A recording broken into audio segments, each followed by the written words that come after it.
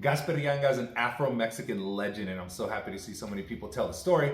But there's a crucial part that gets left out, mostly because people just don't know about it. It's how he was able to establish the first town of formerly enslaved folks. And the story is fucking epic. So, as most of y'all know, he showed up on a slave ship. Him and a bunch of his homies were able to break away and run off into the jungle. And in the densely packed jungles of Veracruz, it's going to be next to impossible to find folks if they run off. Now, the port of Veracruz was wildly important because that is the main port that Mexico's always had, because it's the shortest distance between there and Mexico City. It's the closest port. That's where Hernan Cortez had shown up. That is where the French invaded years later. That is where, when the Mexican-American War happened, that's where the Americans showed up. It's just been one of the most vital ports ever, right?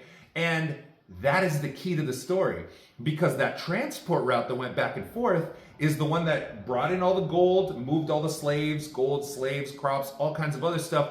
And Gaspar Yanga and his crew were jacking the shit out of all of those shipments. They were coming down from the jungles and they were just jacking those shipments over and over and over. And that pissed off the Spanish crown because it was costing them so much money that they ended up going to war against Gaspar Yanga, but they really couldn't find him. That was the key to the whole thing, is they had no idea what they were doing. Are you kidding me? Spaniards have no clue what they're doing in a jungle.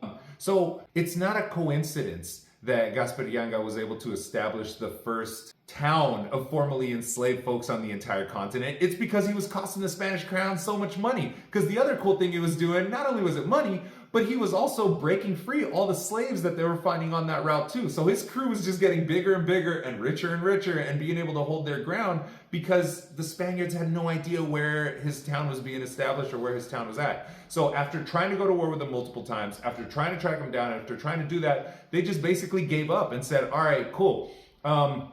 Here's the agreement. We will let you have a free town. We will let you have it. We will, certify it and everything. Nobody will fuck with you, but you got to stop jacking our shipments and you got to stop taking our slaves. And Gaspar Yanga was like, all right, cool, I can do that. And then as soon as they agreed to it, they just ended up freeing a bunch more slaves anyways, too. So it's like, again, it's not a coincidence that these things happen, but I feel that that is one of the most important parts of the story, because just like we saw Yemen do in the last year and a half, like, you hit capitalism where it hurts in the wallet, and fools will buckle and have to come to the table. So props to Gaspar Yanga, and thank you all for sharing the story over and over again.